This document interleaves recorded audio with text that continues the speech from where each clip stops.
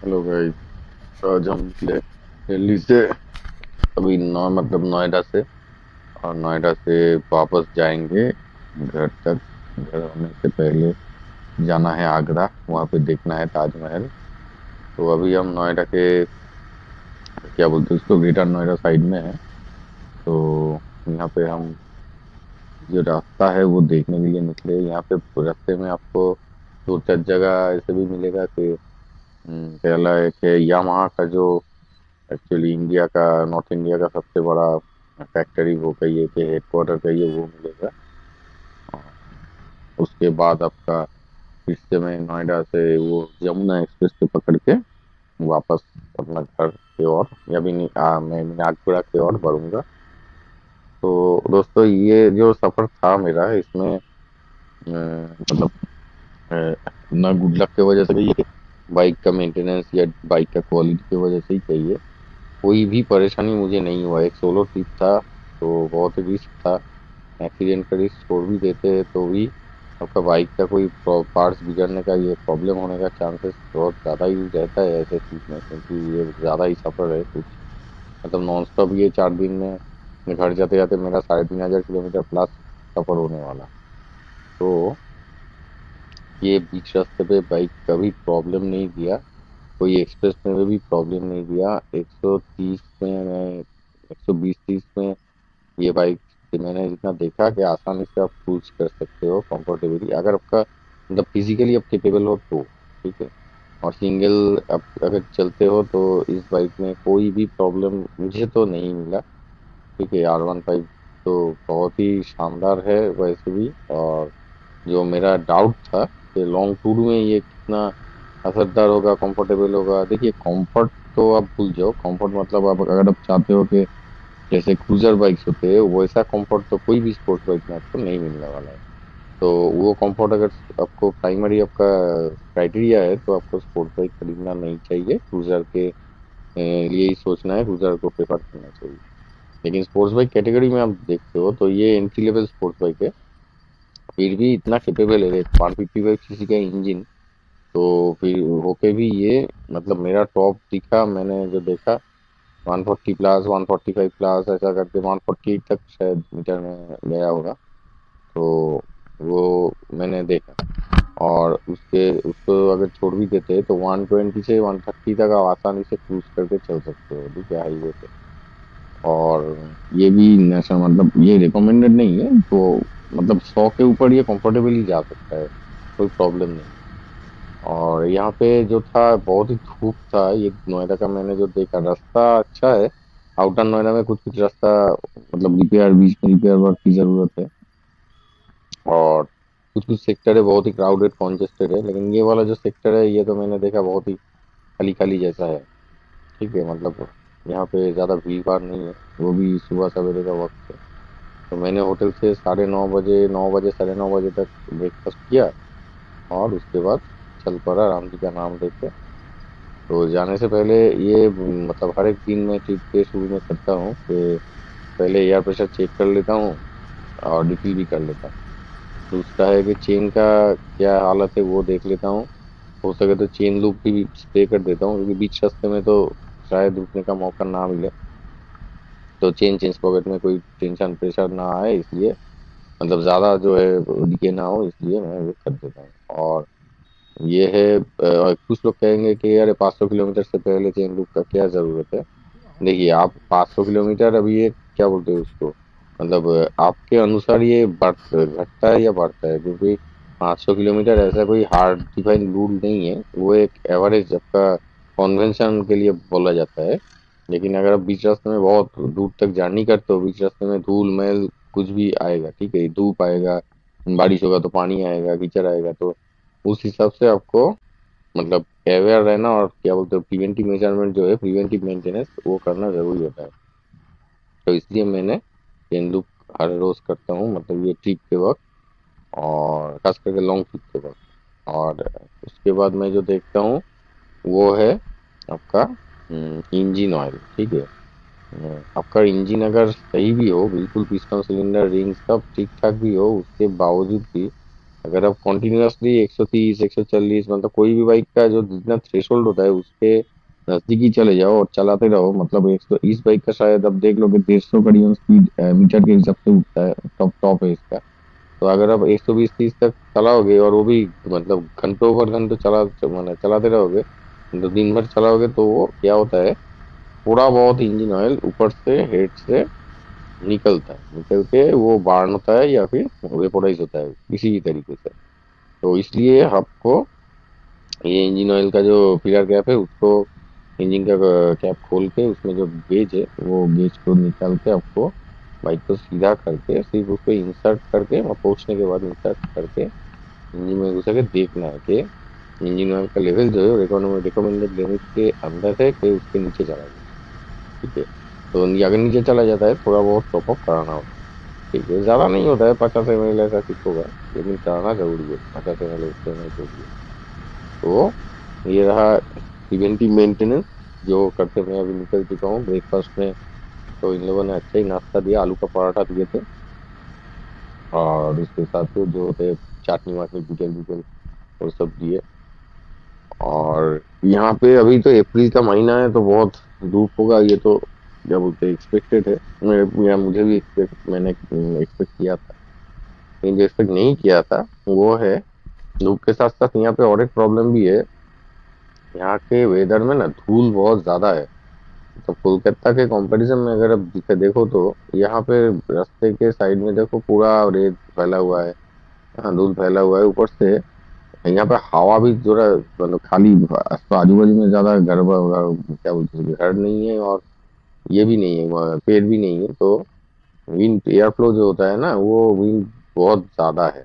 तो इसलिए शायद इसीलिए कि ये यहाँ पे हवा में थोड़ा क्या बोलते हैं उसको पार्टिकल का वो ये मतलब पीपीएम जो अगर देखो आप, पार्टिकल बहुत ज्यादा है, डास्ट पार्टिकल। तो ये मुझे थोड़ा ड्रॉबैक लगा।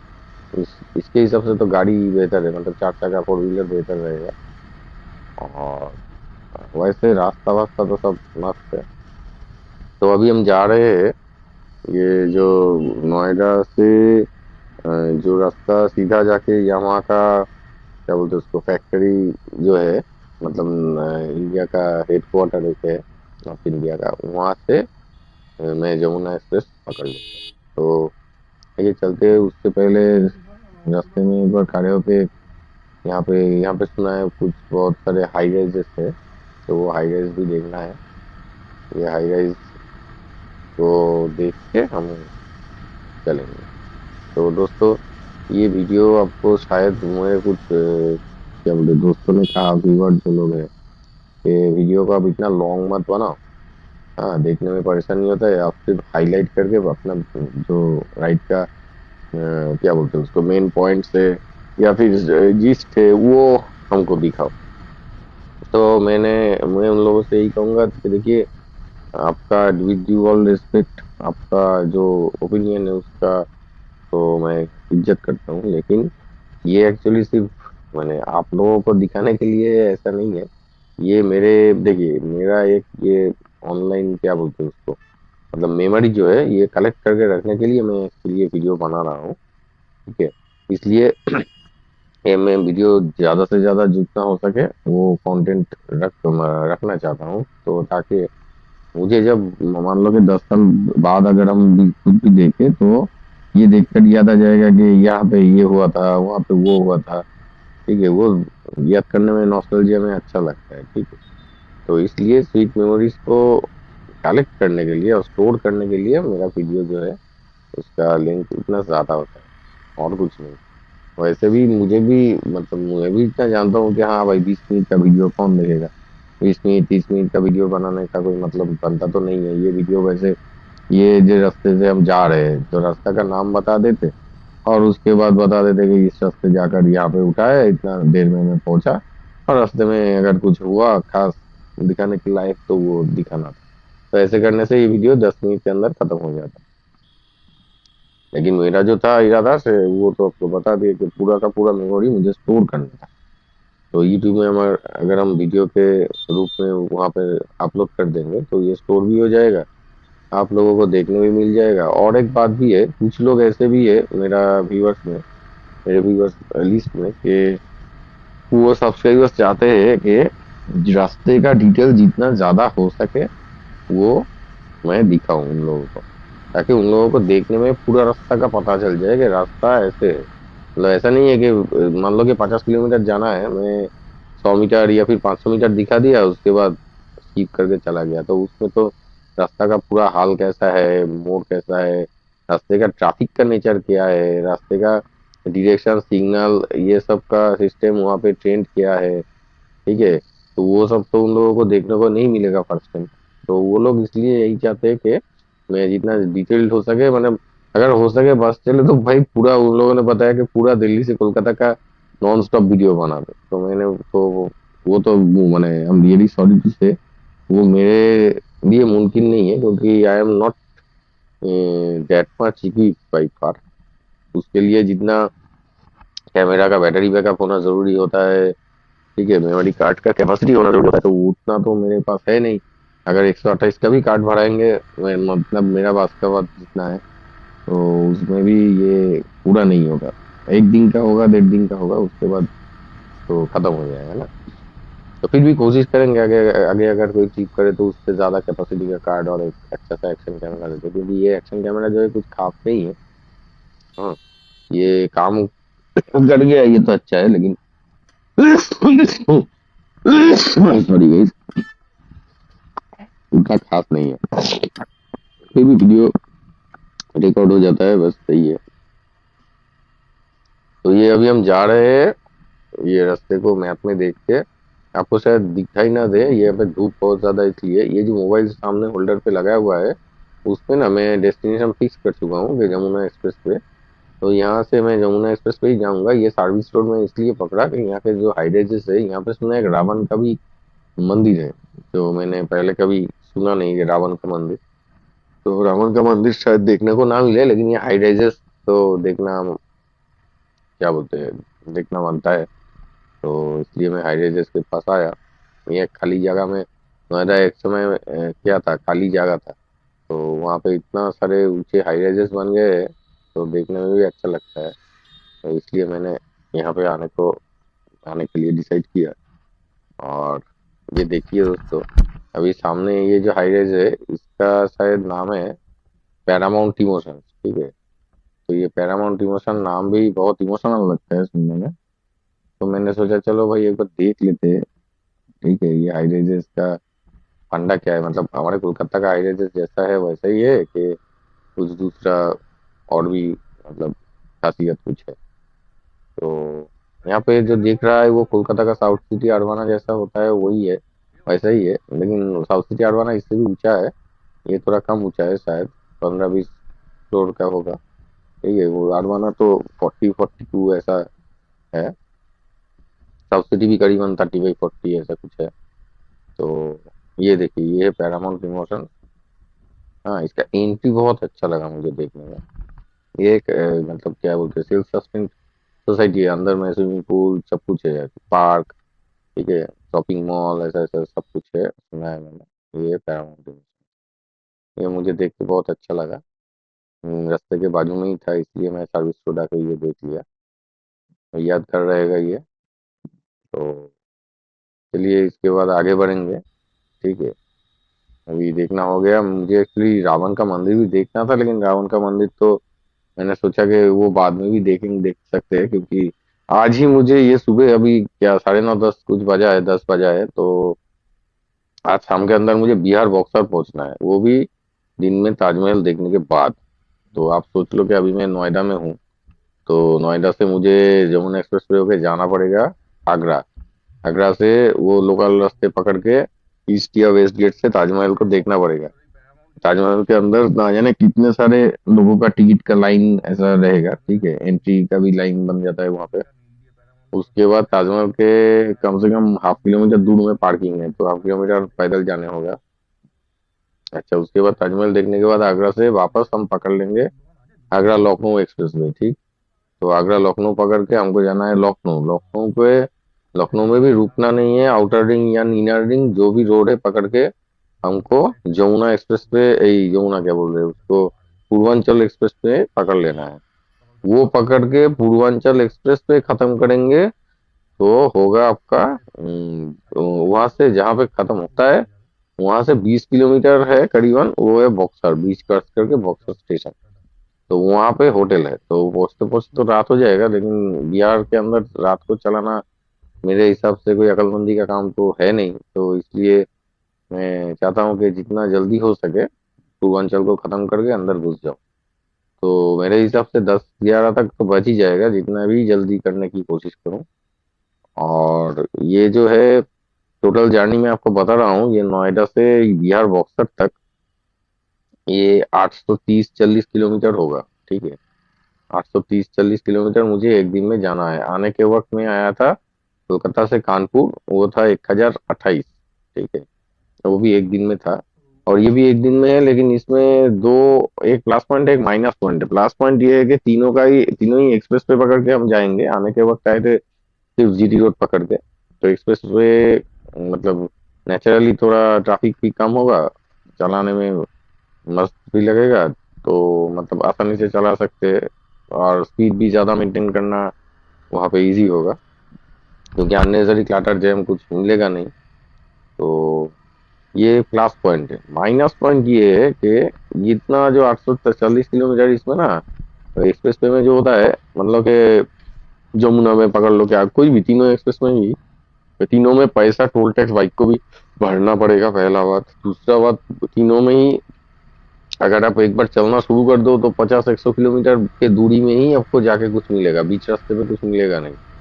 यहाँ तक कि पेट्रोल भी नहीं मिलेगा आपको, एग्जिट से नीचे उतर के शायद आपको कुछ पेट्रोल मिले, लेकिन एग्जिट भी उसके लिए मिलना जरूरी है। तो ये तो एक है माइनस पॉइंट। अच्छा, और एक माइनस पॉइंट है, आप अगर थक जाओ तो आपको नेक्स्ट जो है रिफ्रेशमेंट प्लाजा, तो वो आपको 50 किलोमीटर दूर पे ही मिलने वाला है। तो ये सब ध्यान में रखते हुए अपने पास ओआरएस और पानी आपको रखना है, जरूर रखना।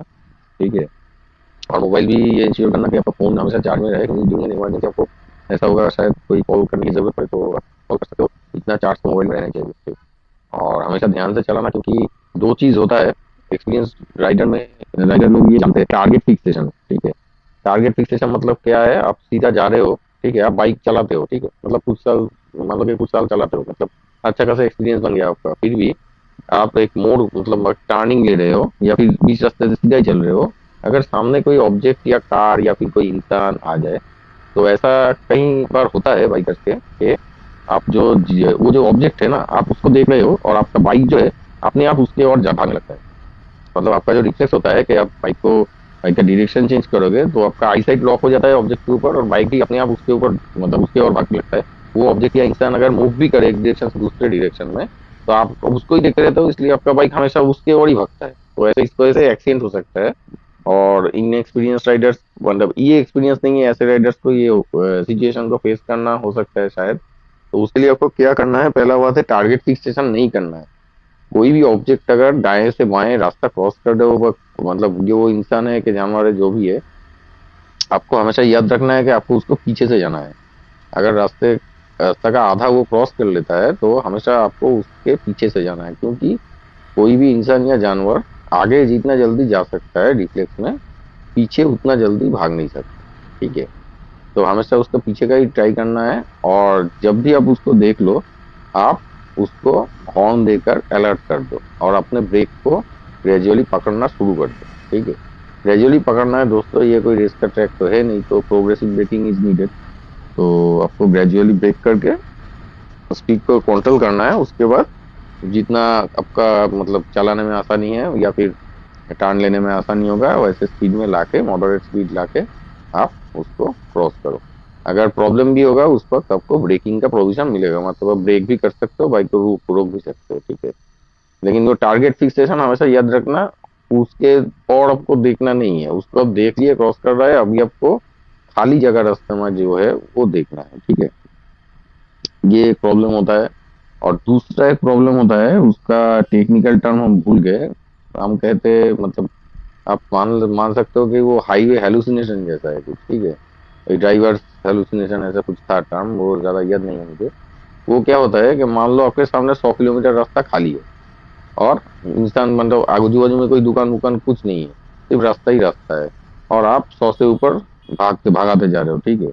तो ऐसे चलाने से ना आधा घंटा ऐसा कुछ मतलब गिवन टाइम के बाद अक्सर ऐसा होता है कि आप ना एक क्या बोलते हैं उसको, दूसरी दुनिया में, मतलब ऐसा लगेगा कि आप मतलब नशे में हो या फिर सपने में हो, ठीक है। एक ऐसा डिल्यूशनल सिचुएशन आ जाता है। और अगर आप तेज धूप में हो या फिर क्या बोलते हैं उसको, बॉडी में फैटिक है, तो भी ये बहुत माने बहुत बार ऐसा होता है, ये सिचुएशन आ जाता है। तो ये सिचुएशन ना आए, इसीलिए आपको क्या करना है वो मैं बता रहा हूँ। ये सिचुएशन अगर आप आने देना नहीं चाहते, तो हर मतलब जितना आपका क्या बोलते हैं फिजिकल कैपेबिलिटी हो, ये हर एक इंसान में मैन टू मैन वेरी करता है, ठीक है। तो मेरे जैसे कि मेरा मेरा 50 से 100 किलोमीटर, 100 किलोमीटर मतलब अच्छा रास्ता होगा तो 100 रास्तों में हम एक बार हॉल्ट देते थे, ठीक है।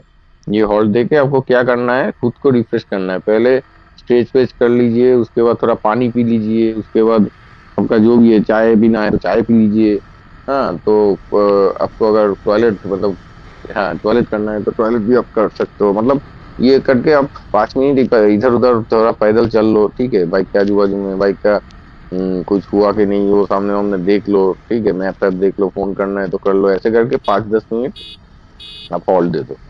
ये हॉल्ट देने से क्या होता है, आपको जो आपका चारों ओर जो सिचुएशन है ना, रियलिटी, उसको उसके लिए आपका जो ब्रेन का अवेयरनेस है वो सही तरह से बैलेंस हो जाता है। आप अगर कंटिन्यूअसली बाइक में या फिर कोई भी व्हीकल में सामने देख वो रास्ता दिखे जा रहा है, वो ब्लैक एंड व्हाइट वो मार्कर देख रहे हो और गाड़ी भगा रहे हो, बाइक भगा रहे हो ना, तो वो थोड़ा ब्रेन को डिल्यूशनल कर देता है। मतलब वो सपना का जगत में ऐसा कुछ है वो चलने लगता है। तो वो आपको ध्यान में रखना है। इसलिए ये जो है ये जो ब्रेक है, ये ब्रेक लेना इसीलिए बहुत जरूरी है। ऐसा नहीं है कि सिर्फ थकान के वजह से ही लोग थकान की वजह से ब्रेक लेते हैं, ऐसा नहीं है। तो ये है, और ये भी वैरी करता है दोस्तों। मतलब आपको अगर कुछ ज्यादा ही आदत है तो ऐसे भी इंसान मैंने देखा है जो कि नॉन स्टॉप ही दिल्ली से कोलकाता भगा के लाया है। मतलब एक बार दो बार टॉयलेट करने के लिए शायद मजबूरन रुका होगा। और ये जो लोग हैं पानी भी मतलब आयरन बाट, अब तो आपको तो सुना होगा आप लोग, आयरन बाट सैडल सोर ऐसे कुछ कॉन्टेस्ट होते हैं, कुछ लोग पार्टिसिपेट भी करते हैं।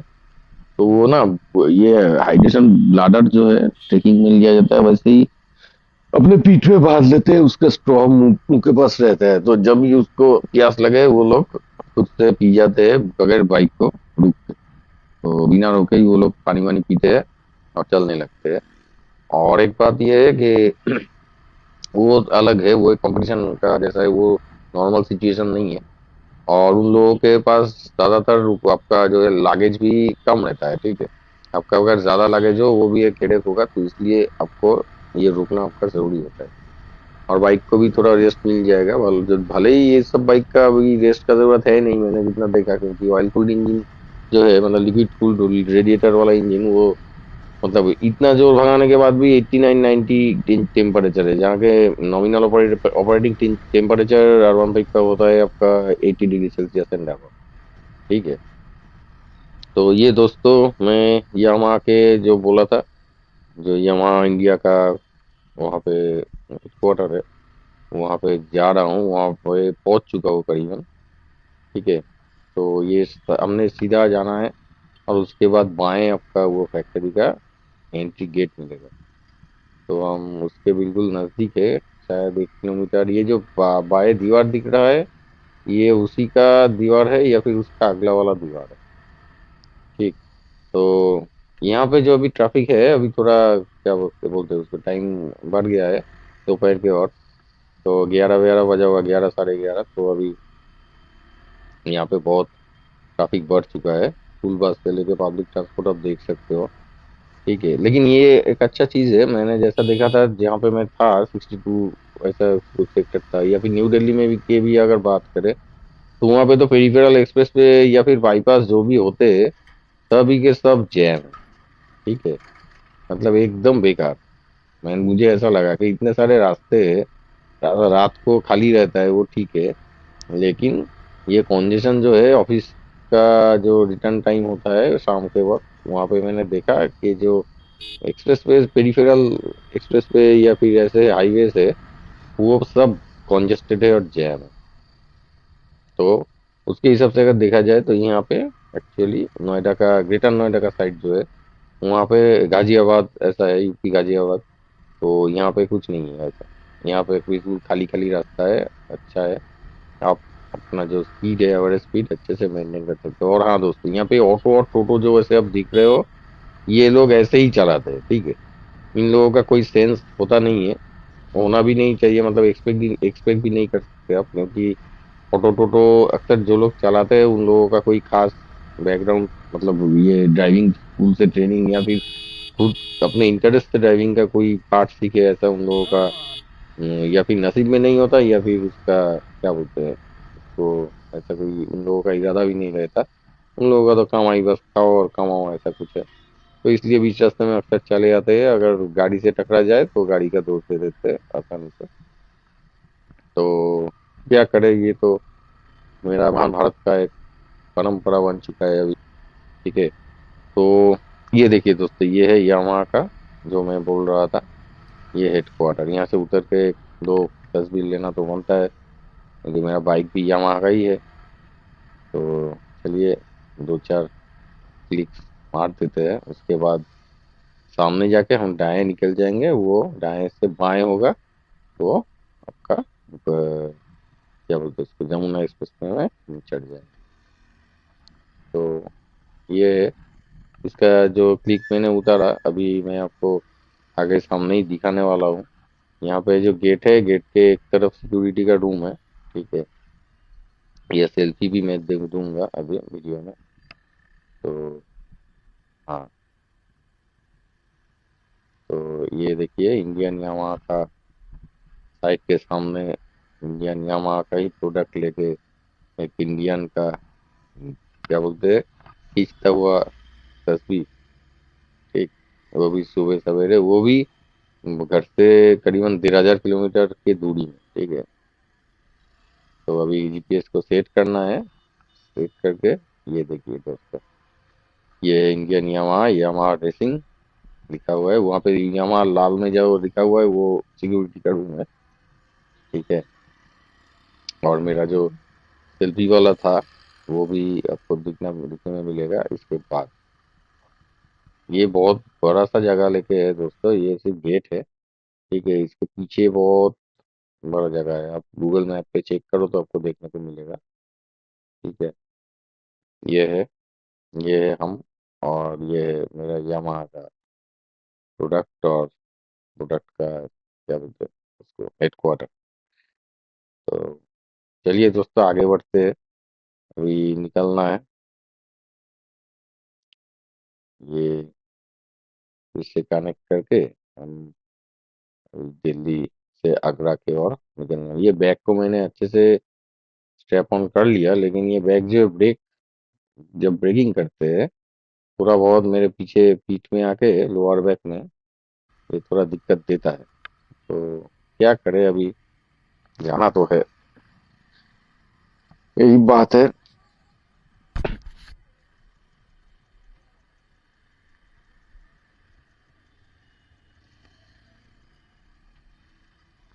तो दोस्तों चलिए अभी आगे बढ़ते हैं, और यहाँ से अभी जोर से भागा के जाना है, क्योंकि मुझे अभी पता नहीं है कि आगरा में सिचुएशन क्या है। मैं ताजमहल का ऑनलाइन जो टिकट होता है वो भी नहीं खरीदा हूँ, वहाँ पे जाके ही खरीदने का इरादा है। लेकिन वहाँ पे जाने के बाद अगर मुझे दिखा कि बहुत ज्यादा लाइन है, या फिर ताजमहल को सिर्फ एक बार मुझे मेरा आंखों से देखना है, बस इतना ही है। ऐसा नहीं है कि चारबाग के अंदर जाके घुस के हमको देखना है, ठीक है। तो अगर हो सके आजू बाजू में से कट के नहीं देख सकते तो वही देख लेंगे, ठीक है दोस्तों। चलिए टाटा।